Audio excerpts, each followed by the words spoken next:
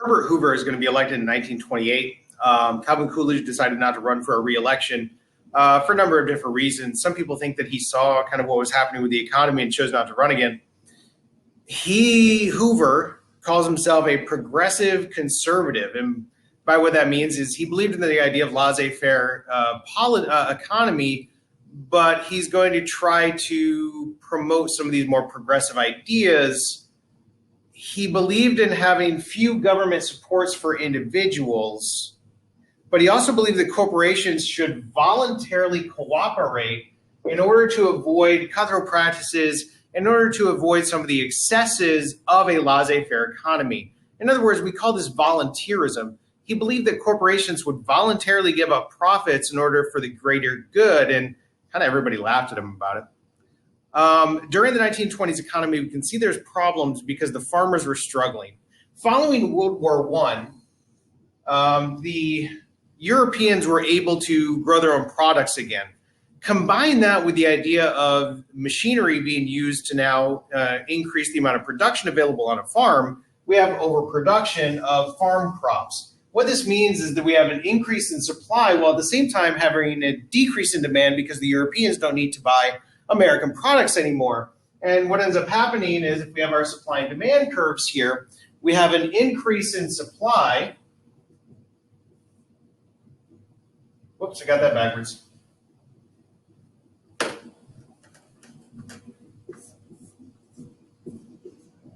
We have an increase in supply while also having a decrease in demand.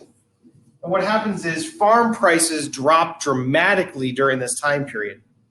Also, while the farmers are struggling, there's a lot of shenanigans going on the stock market. One of the biggest things being buying on margin. Now, there's a lot of things that are going on in the stock market, but this one is important. People are investing heavily in the stock market in the 1920s rather than reinvesting in their businesses, hiring more workers, paying a living wage. Remember, the unions have been busted earlier in the 20s.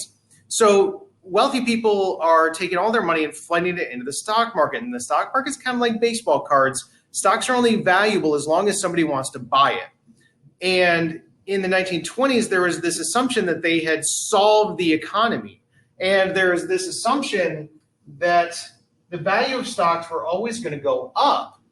So what people would do is they would borrow up to 90% of the value of a stock from a stockbroker, and then they would wait for the value of the stock to go up, and then they would sell the stock at a profit, right? They would pay off the 90% and then keep what was ever left over. And this made people lots and lots of money. But with that assumption that the value always goes up, they didn't actually think about what would happen if the value went down.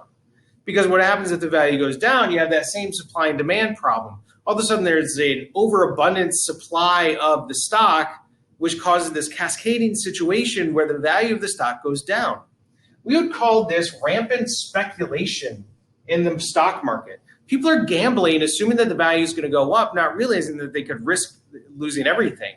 And that's what happens in the stock market crash in 1929. When all of a sudden everybody was selling their stock and everybody had to keep selling their stock because they had to pay off their loans. Otherwise, the bankers would lose their money as well, which caused this oversupply, low demand, prices fall through the floor. The crash is going to signal the start of the Great Depression.